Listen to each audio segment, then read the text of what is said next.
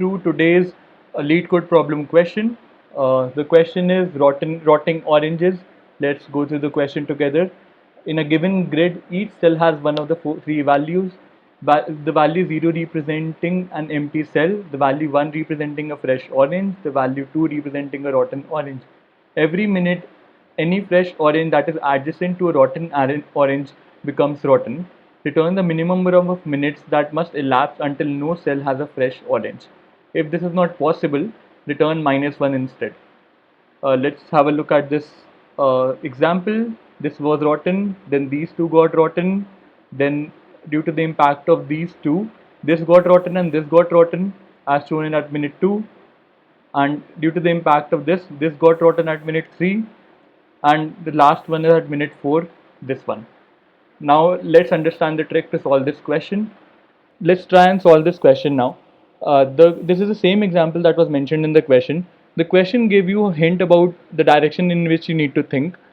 It somehow tells that we need to go in a breadth first manner because the level of the breadth first reversal will help us arrive at the solution. So what I'm trying to say is, so you count the number of rotten eggs in your grid. It will be a graph reversal in a BFS fashion. You count the number of rotten eggs in the grid and start from those. Those will be like the entry points for the BFS reversals. So you start from this node, then that these are the two adjacent fresh oranges. These two get updated, and then this is the state after 1 minute. Then the adjacent one to this and this will get rotten, and this got rotten, and then using this as a newly rotten egg, newly rotten orange, this will be impacted, which is the case at third minute, and hence the last one will be impacted at the end of the fourth minute. So I want to highlight.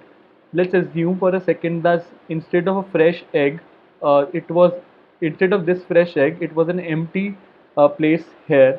Then it is not possible for this orange to get rotten in any of the scenarios since all the adjacent grids are empty. So we need to check at the end whether the grid has any fresh or orange or not, and if it is still there after our traversal, the answer is not possible. It is impossible for all the oranges to get rotten, and we will return -1 for that case. So now let's try and code this up. So I'm writing BFS traversal graph solution. Some things that are prerequisite in for this traversal is defining a point class. So defining a point class, private int x that will store the x coordinate, private int y that will store the y coordinate, and a constructor, public constructor, integer x, integer y, this dot x is equal to x, this dot y is equal to y, and let's have the length check for the grid. Let me just call n for grid dot number of rows in the grid, m for the number of columns in the grid, and if n is equal to 0 or m is equal to 0, simply return -1. Corner case, one of the corner case. And now let's define a queue of type point, and let me just call it queue new linked list, and then I have to iterate through the grid. I is less than n I plus plus. For integer j is equal to 0, j is less than m, j plus plus. If grid of I comma j is equal to 2, 2 is the case for rotten, 2 rotten orange, yeah, I'll be adding it in the queue. New point, I'll pass the x and y coordinate, and this is done. And now let me just start the BFS traversal. Let me just define the level that which will be our answer, while q dot is empty is not true, integer size standard way of writing the BF traversal. Q dot size minus minus is greater than 0. Let's extract the topmost point. Let's call it head. Q dot pole integer I is equal to head dot x. Let's just reference is between I and j, the x and y coordinates. One of the corner cases, if I is less than 0 or j is less than 0 or I is greater than equal to n or j is greater than equal to m, or grid of I comma j is less than equal to 0, because 0 signifies empty, and I'll be updating the current node. First of all, let's talk about continue here, and I'll be updating the current grid because it's kind of a visited scenario. I'm not maintaining something as visited. I'm just using the current data structure, which is a grid, for maintaining my visited scenarios to -1. And now let me just check the corner cases and add the rest of the 4 coordinates. If I is greater than equal to 1 and grid of I minus 1, j is equal to 1, I'll update this to grid of I minus 1, j is equal to 3. 3 is the case that, because it's a similar case as rotten, my specific case for rotten. Rotten oranges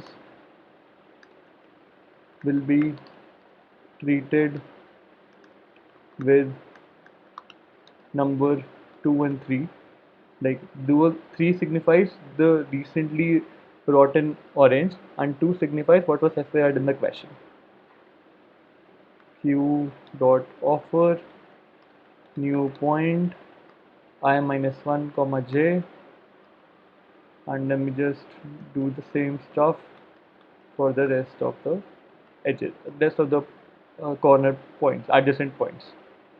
I is less than n, I plus 1, sorry, we'll get a -1 here, n minus 1, not, and if it is a case, +1 here, I plus 1 here. Let me just move this up. Now similar stuff with j minus 1, j minus 1. So the adjacent points are represented by I plus 1, j, I minus 1, j, j minus 1, I, j plus 1. Writing the case for I minus 1, and the last case, j is less than m minus 1, j plus 1, j plus 1,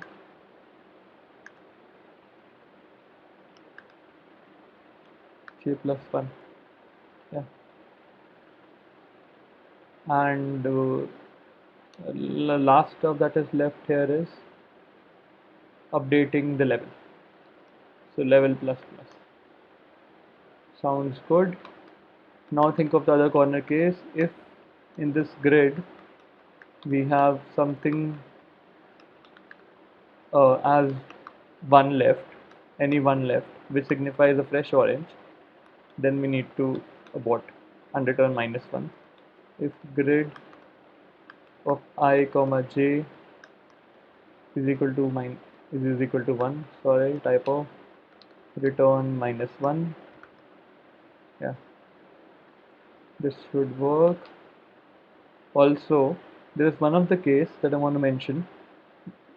Like, if there are no ones in the grid in your data stuff, then the level will always stay 0, because uh, it won't be executed ever, and it won't be incremented. So for that case, for example, you have a case with this, so the level will be 0 here, and we will return if level is 0, return if level is greater than 0, we'll return level minus 1, otherwise we'll return 0. Yeah, because uh, we added 2 to the initial queue, and that will account for one of the level, hence we need to subtract minus 1 here at the end. Let's try it and run this code. Compilation error. While defining the size of the queue, it took some time for me to identify that, and now I think it should work. It worked, got the answer, and now let's just submit it. Yeah, here we go. Thanks for watching the video, and if you like it, please share and subscribe it. Also, if you have any doubts with respect to solution that I proposed, please feel free to reach out to me. Have a good day.